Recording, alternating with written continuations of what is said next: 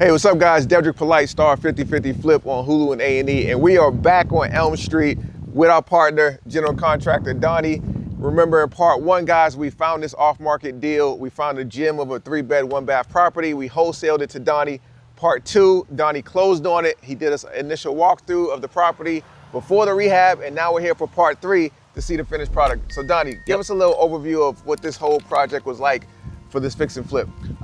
Overall, not very much of a challenge, but being that it's an older home, you know, it had some things that were surprises along the way. One of the big things we did is add this front porch to pretty much change the front elevation. And I think the porch. Yeah, gave it a different look completely. Yeah. Before that, it had a nasty aluminum awning, and so with that railing, with the railing, rusty railing. Yeah, about 60 years old. So we tried to update everything best we could, but overall the house had really good bones. So structurally, we didn't have to make a lot of changes other than the front porch, and so I think it turned out really well. What made this appealing when you saw what we offered it to you at the price and you saw what you could do for it? What was the rationale? I'm gonna throw your advice back on you because you always preach to me that you make your money at the closing table, not in the end. So basically buying this thing at an affordable price in the beginning, we could see the end game and we knew what our profit margin was gonna be. So up front, I knew it was gonna be a worthwhile deal. Absolutely. Remember, you make your money when you buy, guys. Remember that. Whether you're wholesaling or flipping, you make your money when you buy. So why don't you take us inside and kind of walk us through and tell us what you've done to the property. Let's do it. So this is my first time. Wow, okay. Open concept. I see you. Got the LVP. Absolutely. Got the ceiling fan. You gave me the recipe, my friend, so I think we put it to use over here. I like it, man. So tell me what we did here. Okay, I think the first time you saw this, we had a partition wall. Maybe we had already demoed that out, but the beauty of this house, and not a lot of older homes have this, but it had trusses, meaning the load-bearing walls are the front and the back, and that's all the middle walls are fair game for removal. So there's no load-bearing anything out in the center. And these days, everybody wants a great room concept. They want the living room and the kitchen. Yeah, exactly. So with this being a smaller floor plan in terms of square footage, I knew that wall had to go. And if you can envision furniture in here, I really think it, you know, helps a family come together with the spaces combined. Got it. Well, I tell you, this house looks a lot different than it did when we first was here about what, 6-8 months ago. So now let's go check out the rest of the house. I know we got 3 bedrooms. You kept it 1 bathroom or 1.5 bath? Still 1.5 bath. So we've got a full bathroom on the right down here. We got the half bath in the master, but all the bedrooms are a pretty good size. We got at least a minimum of 10 foot on the bedrooms. So each bedroom has a good kids room, office. Oh, for sure. Small side, but hey, office or a kids room is good. Got one with the little puck lighting, right? LED lights. So right from the big box stores or $10. Actually, I got a lot of these from Amazon. So several things in the house that I figured out we can go big box store, or we probably save more than half by getting. I got an 8-pack of these, and so we've got these in every room for like $60. Pretty much $60, and it's still an LED. We basically got all the hardware for the doors in a multi-pack. So the hinges, the lights. I want to say we saved probably $300 or more on just that package by getting it online. Listen guys, Amazon is not paying us for this, but you can get little fixtures and finishes, door handles, lights right from Amazon. Yeah. Good stuff. Let's check out the rest of the house. Yep. So we got another, this is the bathroom. Okay. Yep. Got the bathroom. Pretty straightforward. What made you go with the fiberglass surround instead of doing something else here? Really just the price point of the house. You know, if you invested $3,000 or $4,000 in tile, I don't know that you would get that back. And other than the fact that you've been taking notes from the 5050 Flip. There you go. But other than handicap accessibility and having a curb down there, you know, that's the only thing I could think. But our target market's going to be, you know, younger family with young kids. So I knew they needed a bathtub. So what was the cost for you to redo this whole bathroom? What would you spend in this bathroom? Probably under $5,000 for the whole bathroom. And we had to redo the plumbing rough in behind the walls. All this was in bad shape. And if you remember, the laundry room we just looked at is right on the other side of that wall. So all the plumbing is kind of nice because it backed up to each other. And we just had to blow that one wall out to redo all the plumbing. So had we not had to do the rough ends and all that, it would have saved us about $1,000. But around $5,000 is a good number for a bathroom remodel like this. Okay, and all in, how much did you spend on plumbing in the entire house, redoing the bathroom and bringing the plumbing up to code? I want to say we had between $8,000 and $9,000 in the whole house. Okay, so you did have to redo all the plumbing? Not all of it. We had to put new washer box in the laundry, and then basically anything that was exposed to the weather that was copper, we changed that out to PEX. Okay. And basically just made it home inspector friendly.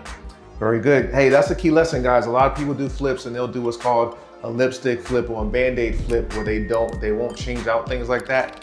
But it'll come to bite you in the you know what when you go to sell, because that buyer is gonna get a home inspection. Home inspector is gonna go through this house with a fine-tooth comb, and a lot of times you'll get got on the home inspection when you go to sell, and you end up having to fix it. So Donnie did it right, fix it right the first time, so you don't have to worry about it when you go to sell. So we got the master bedroom right here. Yep. The primary, okay. I like the light fixture. Very nice. And then we got a half bath with a pedestal. That's it. Nice. We put a medicine cabinet in the half bath just to give a little extra storage, but basically a toilet and a pedestal is just about all it would allow for in a square footage like this. And I think this is a win. You know, Yeah. The person living in this room's more than likely gonna pay the house payment, so you get your own little private area. And I don't know if you remember in the demo, but this room had big furniture in there. So it's the biggest of the 3 bedrooms. They definitely had room for a king size bed, had a armoire over here, and still had passage around all the furniture. So it worked out well size-wise. I like it, I like it. Now show me, I know we did some stuff outside too, so Yeah. let's take a look at that. But when we got the house, it actually had a composite decking similar to Trex, you know? So Okay. we kept this original deck, we pressure washed it, and then what we did is we bought a semi-transparent stain to go on the rails, and we actually ended up using this on the front porch and the sidewalk in the front. So everything has this gray theme that was all matched to the original decking material. So Oh. yeah, we saved a lot of money here by not having to redo this thing. And in my opinion, I think this looks just fine. You know, we really didn't run into anything. You know, you can tell the house obviously needed gutters and a roof, so that was planned for up front, and has nice. Shout out to Short Top Roofing. Yeah, there you go. For the roof. But it had nice overhangs. You notice this is not the typical overhang of 12 inches. So we just finished all the boxing, added the gutters, and we painted the brick. So I think that really set it off. But challenge-wise, just the electrical hiccup was about it. So what advice would you have for someone that's new in the business? First of all, a new wholesaler, and how to find people like you who are contractors looking for fix and flips. Well, you do need a contractor for some real world questions, and there's always something that comes up that the internet can't answer. But my advice would be start on YouTube. There's just hours and hours of content out there for people who've done this, made the mistakes, and work through it. So if you're really serious about it, you know, watching a videos for a day ain't gonna do it. But you know, getting into it and just making it your passion before you even go find the very first one, because when you find one, you want to hit the ground running, because you know, I think one of the secrets to either making money or not is getting these things turned over pretty darn quick. You want to have a plan in place. You want to have your subcontractors lined up, and you know, establishing a relationship with these people, filling them out, making sure you're a good fit for each other. All that stuff up front is what's going to make this thing go smooth or rough. Gotcha. And then as far as doing your first flip, what advice would you have for a first-time flipper? They don't have a background in construction, you know, on finding a general contractor, working with a GC, and getting the project done successfully. I would probably say go for a house that was built in 1970 or 80 or newer. And so getting into these older homes, if you're not comfortable with the structural aspect, you know. So don't buy a 1920 historic home. No. And for your first one. From the insulation to the electrical to the bones of the house, you know, maybe compromise structurally. When you get into that, you know, you're going to have an engineer design everything moving forward, and if that's a surprise and not in your budget, that's a killer. So I would just say go with a newer home, and so something like this, or newer, and you know, basically something that you could do: siding, windows, paint the inside, cabinets, and floor, and you're out. That would be the ideal first flip. Cosmetic rehab. We appreciate Donnie. This is another successful flip. Just give folks a rundown of the numbers, how much you bought it for, how much you put into it, what you anticipate selling for, and what your profit's gonna be. So we got it for $125. Our budget for the renovation was about $52. I wanna say that our interest payments, you know, put us into about $55,000 range. So all in, we're about $180. It's on the market right now for $235. So we anticipate getting that full sale price. And so, you know, all in and out the door, I think we're gonna come out with around $50,000 profit. 50,000 on a fix and flip, man. Well, congratulations. Listen, if you're interested in learning how to flip houses, click the link below this video, check out one of our free trainings, and set up a meeting with our team to see if our mentorship program might be a good fit for you. With that, we're gonna sign off. See you in the next video.